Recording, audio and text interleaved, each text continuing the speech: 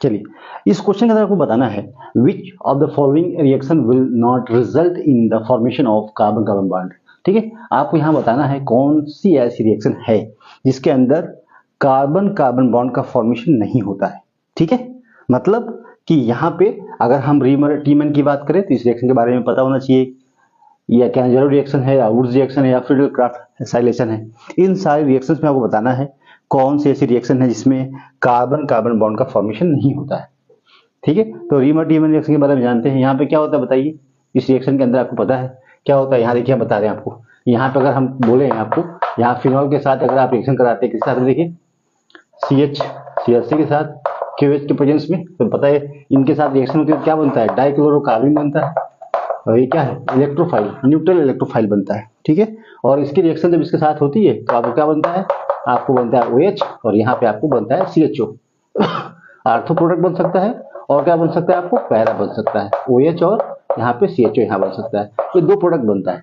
अब देखिए यहाँ कार्बन और यहाँ कार्बन, यहाँ भी कार्बन और यहाँ भी कार्बन है। इन दोनों प्रोडक्ट में, या आप कह सकते हो इस रिएक्शन के अंदर आपका कार्बन कार्बन बॉन्ड का फॉर्मेशन हो रहा है। इसका मतलब ऑप्शन ये नहीं, आपको बताना है जहां नहीं बनता है।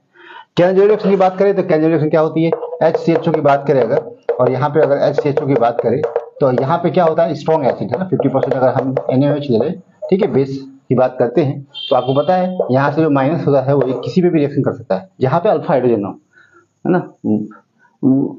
जो एल्डिहाइड है यहाँ पे, उसके जो कार्बन ग्रुप यहाँ पे वो अल्फा हाइड्रोजन नहीं, ठीक है। अगर अल्फा कार्बन होगा तो अल्फा हाइड्रोजन होगा, फिर वहाँ पे बेस एब्स्ट्रैक्ट करेगा अल्फा हाइड्रोजन को, और आपका कंजुगेट क्या बनाएगा, एनोलेट आयन बनाएगा, वो रिएक्शन करेगा एज ए न्यूक्लियोफाइल दूसरे मॉलिक्यूल के ऊपर। ठीक है, तो यहाँ पे क्या होगा कि एल्कोहल रिएक्शन नहीं पॉसिबल है। यहाँ पे डायरेक्ट क्या करेगा, जो बेस है एज ए न्यूक्लियोफाइल काम करेगा, यहाँ न्यूक्लियोफाइल काम करेगा और इसके ऊपर अटैक करेगा, और यहाँ पे करने के बाद क्या बनाएगा, H, और यहाँ माइनस बनाएगा, और यहाँ पे आपका H और यहाँ OH।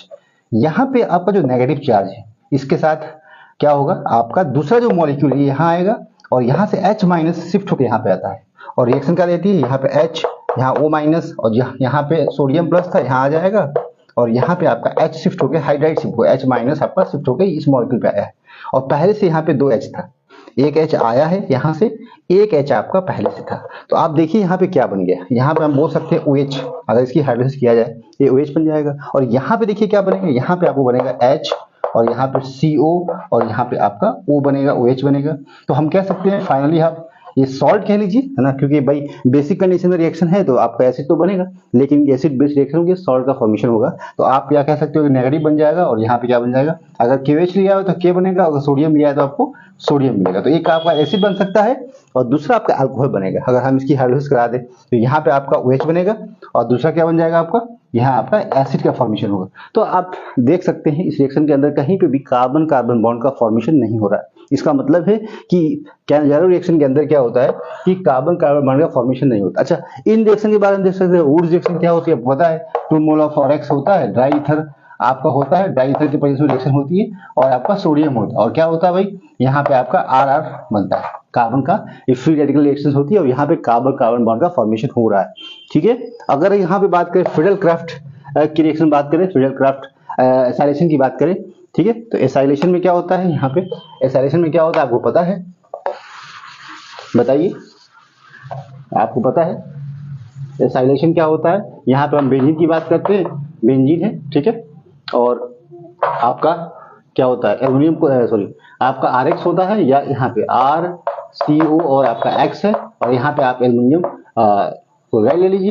ठीक है, इसके साथ जब रिएक्शन होती है तो आपको क्या बनता है, इलेक्ट्रोफाइल बनता है, RCO प्लस बनता है। फिर इसकी बेंजीन के साथ रिएक्शन होती है, तो हम बताए थे आपको एक बार, यहाँ से हाइड्रोजन निकलेगा और यहाँ पे जादू जाएगा, तो फाइनली प्रोडक्ट क्या बनता है, यहाँ पे आपको CO और यहाँ R बनता है। तो यहाँ कार्बन और यहाँ कार्बन का बॉन्ड फॉर्मेशन हो रहा है, इसका मतलब यहाँ भी कार्बन कार्बन बॉन्ड का फॉर्मेशन होगा, यहाँ भी होगा, है ना, और यहाँ भी होगा, और यहाँ नहीं होगा। इसका मतलब ऑप्शन बी आपका सही है, जहाँ पे कार्बन कार्बन बॉन्ड का फॉर्मेशन नहीं होता है, क्योंकि वहां पे अल्कोहल और कार्बोक्सिलिक एसिड बनता है, उसको बोलते हैं डिसप्रोपोर्शिएशन रिएक्शन, जहाँ पे ऑक्सीडेशन रिडक्शन साइमल्टेनियस भी होता है। प्लस कह सकते हैं आपका कि एक आपका अल्कोहल बनता है, एक आपका एसिड बनता है।